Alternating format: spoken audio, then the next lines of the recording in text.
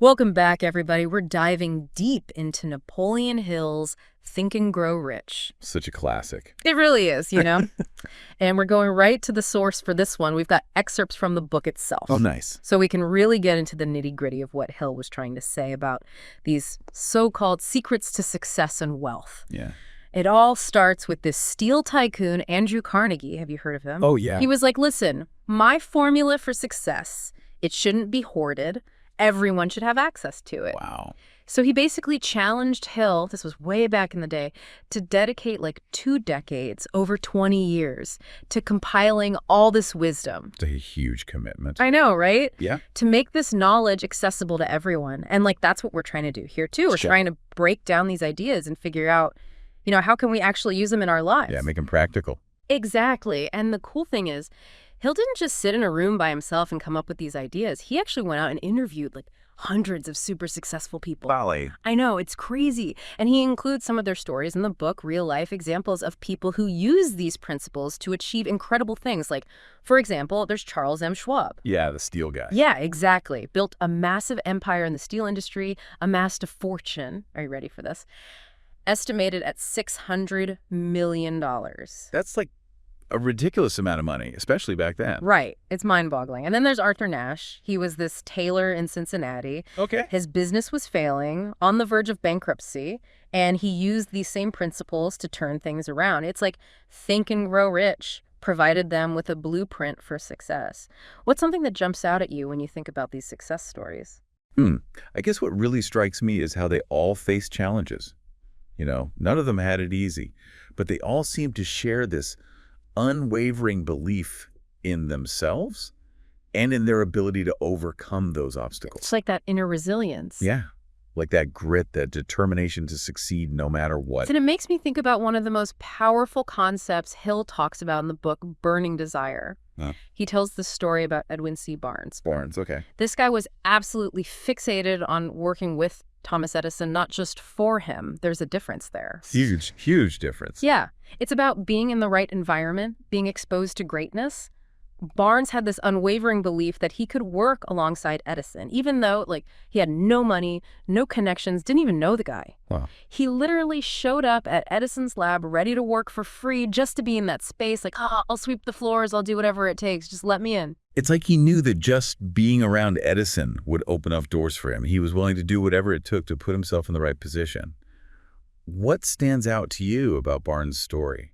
I think it's that reminder that we all have these burning desires inside us, these things we deeply long for. And if we can tap into that, if we can harness that energy, it can drive us to achieve amazing things. Imagine if Barnes hadn't had that burning desire. Do you think he would have ended up working with Edison? Probably not. It's like that desire fueled his actions and gave him the courage to take those bold steps. It's almost like he willed it into existence. Right. But like you were saying earlier, desire alone isn't enough, is it?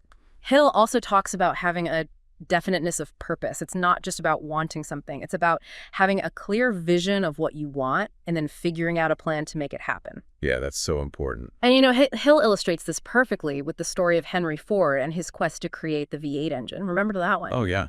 His engineers were telling him it was impossible. Right. They're like, it can't be done. But Ford just refused to accept that.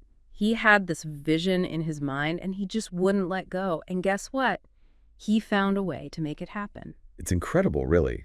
He literally bent reality to his will. And I think that's what definiteness of purpose is all about. It's about having that unwavering belief, that refusal to give up, even when everyone else is telling you it's impossible. Have you ever had a goal where you felt like giving up, but something inside you just wouldn't let you quit? Oh, absolutely. I think we all have those moments where we hit a wall and start to doubt ourselves. Right. It's like, can I actually do this? But then there's this little voice inside that's like, nope, keep going. You've got this. It's like that inner drive kicks in. And it's in those moments that I think we really discover our true potential. It's like those challenges, those setbacks, they actually make us stronger. And speaking of setbacks, Hill has this really interesting perspective on turning defeat into opportunity.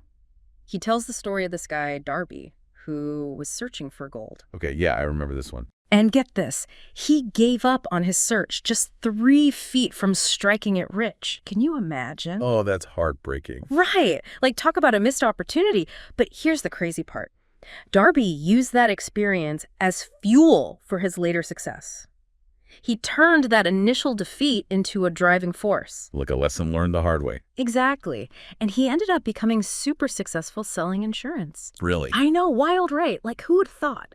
But it shows you that sometimes those setbacks, those so-called failures, they can actually be blessings in disguise. They might be painful in the moment, but they teach us valuable lessons that we can apply to future endeavors. It's like they're setting us up for something even greater. Right. It's like, okay, I learned from that. Now I'm going to come back stronger and achieve something even more amazing. Have you ever experienced something like that in your life? Where a setback actually led to something positive? Oh, for sure. I mean, who hasn't, right? But yeah, there have been times when I've looked back on a difficult situation and realized that it actually taught me something valuable or opened up a new door that I wouldn't have seen otherwise. It's like sometimes you have to take a few steps back to take a giant leap forward. I love that. And that actually segues perfectly into another point Hill makes in the book, the importance of planning. Oh, yeah, planning. He's got a great story about that. It's about a mother who is determined to help her son land a specific job. Oh, I think I remember this one. Didn't she, like, create a whole plan book? Yes. She went all out. She researched the company, analyzed the competition, even came up with suggestions for improvements. She was basically a consultant. That's dedication. Right. And it highlights how having a plan can be the difference between, just wandering around aimlessly and actually taking strategic steps towards what you want. It's like having a roadmap for your success. You know where you're going and how to get there. Exactly. And Hill also introduces this really fascinating concept called the mastermind principle. Oh yeah, the power of collaboration. Exactly.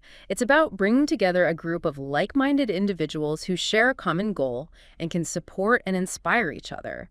Like, think about Henry Ford. His success went through the roof after he formed a mastermind group with brilliant minds like Thomas Edison and Harvey Firestone. I'd love to have been a fly on the wall for those meetings. Oh, imagine the brainstorming sessions. And it makes you think, who could be part of your mastermind? Who are those people who can help you elevate your thinking, challenge your assumptions, and see new possibilities? It's like having a team of champions in your corner, cheering you on and helping you navigate the ups and downs of the journey. It's inspiring to think about. Now, I know we can't talk about Think and Grow Rich without getting into one of its most intriguing and maybe a little controversial concepts, the sixth sense, or what Hill calls creative imagination. Oh yeah, this is where things get really interesting. Hill believed that the sixth sense was what separated, ordinary folks from geniuses. It's like this ability to tap into a higher level of consciousness where all these creative ideas and solutions just flow. So it's not just about having good ideas, it's about accessing this deeper level of awareness. Yeah. And Hill even gives examples of people who were paid big bucks for their ability to access these creative ideas. Like, he talks about Dr. Elmer Gates, who was this inventor and psychologist who would literally go into this special creative chamber and come out with amazing inventions. Sounds almost mystical. I know, right? But Hill believed it was a real, tangible ability that anyone could develop with practice and focus. He talks about how figures like Napoleon, Lincoln, and of course Edison tapped into this power to achieve extraordinary things. But it's not just about, daydreaming or wishful thinking. Right. It's not just about passively waiting for inspiration to strike. Right. Hill emphasizes combining the sixth sense with focused action and that burning desire we were talking about earlier. It's about actively engaging with the creative process and channeling that inspiration into something tangible. So it's like this dynamic interplay between inspiration and action. Exactly. And speaking of things that might make some people a little uncomfortable, Oh, are we going there? we have to. We're diving deep here, right? So we can't ignore one of Hill's more, shall we say, bold concepts, the transmutation of sex energy. That one definitely raises some eyebrows. I know, right? But Hill believed that sexual energy was this powerful force that, if harnessed correctly, could be channeled into creative pursuits. It's like, think about the drive, the passion, the energy that's associated with that part of life. And how intense those feelings are. Exactly. And Hill's argument was that we can actually redirect that energy, that intensity, towards achieving our goals and dreams. It's about understanding those primal drives and finding healthy, productive ways to express them. Right. It's about tapping into that energy and using it to fuel our creative fire, our ambition, our drive to succeed. So it's not just about sex, it's about understanding how our energy works and how we can direct it in a way that supports our growth and fulfillment. So it's about aligning our energy with our purpose. Yes. And speaking of things that might make us squirm a little, Hill also dives into these 6 basic fears that he believes can hold us back from achieving success. Oh, yeah, the fear factor. Everyone's got them, right? Right. And Hill believed that these fears, if we let them, can totally paralyze our actions, stifle our creativity, and prevent us from living our lives to the fullest.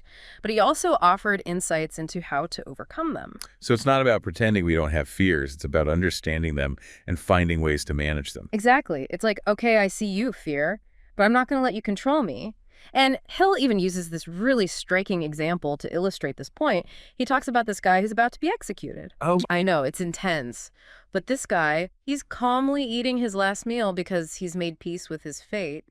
Even in the face of death, he's chosen not to let fear control him. That's powerful. Right. And I think it speaks to the idea that even in the face of our deepest fears, we have the power to choose how we respond. We can let fear dictate our actions, or we can confront it head on and choose a different path. It's a choice we make every single day. So let's dive into these 6 fears that Hill outlines and see what wisdom he offers for overcoming them. We'll do it. What's the first one? Well, he starts with the fear of poverty. Okay, so fear of poverty. It's a big one for a lot of people, right? It really is. Mhm. And Hill suggests it's kind of baked into us, tied to our basic need for survival. Like an instinct almost. Yeah, like an ancient fear of scarcity. But here's the thing. Hill also points out that we can actually feed this fear through our own actions. Oh, interesting. Like what? Like indecision, for example. Or even neglecting our appearance. It's almost like we're attracting what we fear. Oh, that's a scary thought. Right. But the good news is we can also shift our thinking to attract what we want. So like instead of focusing on lack, we focus on abundance. Exactly. Hill talks about cultivating what he calls a money consciousness. It's about believing in your ability to not only attract wealth, but also manage it wisely. It's like developing a healthy relationship with money. Exactly. And it makes me think about those people who always seem to be struggling financially, even when they have opportunities. Could it be that they're subconsciously sabotaging themselves because of this deep-seated fear of poverty? It's like they're afraid of success. It's possible. Hill believed that fear can manifest in all sorts of self-sabotaging behaviors. But he also offered a solution. Change your thinking, change your reality. He suggested things like positive affirmations and visualizations to shift that mindset from scarcity to abundance. So like instead of thinking, I'll never be able to afford that, you start thinking, I'm attracting wealth and abundance into my life. Exactly. You're reprogramming your subconscious mind to focus on those positive outcomes. Okay, I'm trying that. Now, what about the fear of criticism? I think that one holds a lot of people back too. Oh, absolutely. I think everyone has experienced that fear of being judged or ridiculed.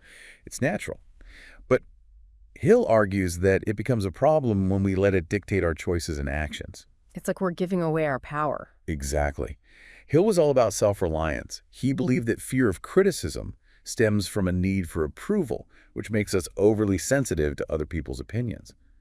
But he also said we need to develop a strong sense of self and focus on our own internal compass instead of constantly seeking validation from others. So like having the courage to be yourself, even if it means facing some disapproval. Yes, it's about owning your truth, not letting the fear of judgment hold you back. Easier said than done. Right. But I guess it gets easier with practice. Absolutely. The more you act in alignment with your own values and beliefs, the less you'll be swayed by external criticism. It's like building up a muscle. Okay, that makes sense. Now, this next fear is something I think we can all relate to. The fear of ill health. Hill suggests it's often amplified by all those scary images of sickness and death we're bombarded with, and also the potential financial burden of illness. Yeah, it's a big one. But Hill was really ahead of his time in recognizing the power of the mind-body connection. He believed that fear and worry could actually weaken our immune system, making us more susceptible to illness. So it's like a self-fulfilling prophecy. In a way, yes. If we're constantly focused on fear and negativity, it can impact our physical well-being. So Hill emphasized focusing on wellness and adopting a more proactive approach to health, rather than dwelling on those fears. It's like instead of thinking, I'm going to get sick, you start thinking, I'm healthy and vibrant. Exactly. It's about shifting your focus to what you want to experience, not what you're afraid of. Now, I know Hill had some interesting things to say about the fear of loss of love, and he suggested that this fear might be stronger in women. Do you think there's any truth to that? It's an interesting observation. It makes you wonder how much our fears are shaped by societal norms and expectations. Like those expectations become internalized and create anxieties. Exactly. And he'll believe that this particular fear, the fear of loss of love, often stems from a lack of self-love and an over-reliance on external validation. It's like needing someone else to complete you rather than finding that sense of wholeness within yourself. So, like, the key is to love yourself first. Exactly. He talked about building healthy reciprocal relationships based on mutual respect and appreciation rather than clinging to relationships out of fear or neediness. And that leads us to a fear that I think starts to creep in as we get older, the fear of old age. It's like we're afraid of becoming irrelevant. Yeah. He'll suggest it's often tied to concerns about declining health, financial insecurity, and even becoming less attractive. But he challenges us to view aging as a time of wisdom, experience, and continued growth. It's like a new chapter, not the end of the book. Right. It's about staying active, engaged, and connected as we age. Finding ways to nurture our passions, our relationships, and our sense of purpose. It's like that saying, you're only as old as you feel. And finally, we come to the big one. The fear that I think is perhaps the most universal and primal of all. The fear of death. This one can be really tough to face. It can be overwhelming. But he'll believe it often stems from our anxieties about the unknown and our attachments to the material world. We fear what we don't understand, and we cling to what we know, even if it's causing us suffering. It's like we're holding on to this life so tightly that we can't even imagine what might lie beyond. He'll encourage developing a sense of acceptance and even curiosity about death, recognizing it as an inevitable part of life's cycle. It's like shifting from fear to wonder. Exactly. Instead of dreading the unknown, we embrace it as a mystery to be explored. He'll believe that by making peace with the idea of death, we can actually free ourselves to live more fully in the present moment. It's a powerful perspective shift. So we've gone through Hill's take on the 6 basic fears. And it's important to remember that his message wasn't about denying or suppressing these fears. Right. It's not about pretending they don't exist. Exactly. It's about acknowledging them, understanding where they come from, and then actively working to neutralize their power over us. It's like, okay, fear, I see you, but you're not in charge here. It's a journey that takes courage and effort, but the rewards are worth it. So we can all overcome these fears. Absolutely. We all have that potential within us. It's about tapping into our inner strength and choosing to live a life that's aligned with our deepest values and aspirations. And it seems like Hill had a lot to say about the power of our minds to help us do just that. So what other gems of wisdom did he offer in Think and Grow Rich? What else did he have to say about the power of thought? We were talking about those fears Hill talks about and how powerful they can be. But what really struck me was how Hill emphasizes the power of our thoughts. It's like he's saying our thoughts can actually shape reality. It's the foundation of Hill's whole philosophy, right? He believed our thoughts create our reality. So it's more than just positive thinking. Oh yeah, way more. He went so far as to say, thoughts are things. Like they have real energy and can actually influence the world around us. Okay, that's pretty wild. So then it's about like consciously choosing to focus on thoughts that support our goals, not the ones that hold us back. Exactly. Hill argues we attract what we focus on. You dwell on fear, lack, negativity. Yeah, Guess what? More likely to experience those things. makes sense. So then if you flip that, cultivating thoughts of abundance, success, opportunity, you're more likely to see those things happen. That's the idea. It's like, have you ever noticed those vision boards people make? Oh yeah, with all the pictures of their dream life and stuff. That's tapping into this principle. Visualizing your goals. Sending that message to your subconscious. Like you're programming it almost. Exactly. And Hill's big on aligning your thoughts with your desires. You want financial success. Cultivate a money consciousness. Believe you can attract wealth, and you manage it well. Right. But this is what I always wonder. How do you actually change those deep down thought patterns? Our minds can be so stubborn. I know. Tell me about it. Hill talks about techniques for mind management. Mm-hmm. One is autosuggestion, basically feeding your mind positive stuff on purpose. So like affirmations, those I am statements. Yeah, and visualizations too. Yeah. But he also says it takes discipline, persistence. It's not a quick fix. Makes sense. It's like anything else you want to get good at, got to practice. Right.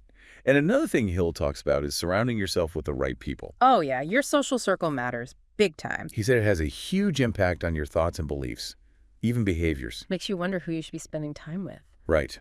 Hill encourages finding those who inspire you, uplift you, support your growth. But what about those relationships that feel kind of draining, you know? The ones that bring you down? Should you just like cut those people off?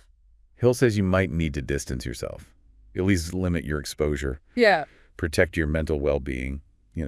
It's like being careful what you're feeding your mind, just like you choose what you eat. Exactly. Speaking of feeding your mind, what about those times when it's just racing? Worries, doubts, all that mental chatter. Oh, I know that feeling. How do you quiet that down? Hill was big on concentration and focus, said we can train our minds to be less distracted. So meditation, mindfulness, stuff like that. Yep. And setting aside time for focused thinking. It's like building mental muscle. I like that. But sometimes I think, what's the point of all this focus if you don't know what you're aiming for? Like, what if you're not even sure what your purpose is? Hill says to be patient. Purpose often reveals itself gradually, through exploring, experimenting. So you don't need to have it all figured out right away. Right. Pay attention to those moments where you feel most alive, most fulfilled. Those are clues. It's like listening to those little whispers of inspiration. And Hill reminds us, self-discovery never really ends. Your purpose might change as you grow. That's kind of a relief, actually. Takes the pressure off a bit. It's about embracing the journey, trusting the path will unfold. Okay, we've talked about so much. Any last bits of wisdom from Think and Grow Rich before we wrap up? One thing I always take away from Hill is that this isn't about getting rich quick. It's about more than just money. Right. It's a mindset. Developing those success habits, taking action consistently. Playing the long game, not expecting overnight miracles. Exactly. And at its core, it's about believing in yourself and your ability to create the life you want. So inspiring. Well, thank you so much for joining us on this deep dive into Think and Grow Rich. We hope you found it valuable. And hopefully you can apply some of these principles to your own life. Absolutely. And remember, as Hill said, whatever the mind can conceive and believe, it can achieve. Until next time, keep thinking, keep growing, and keep reaching for your dreams.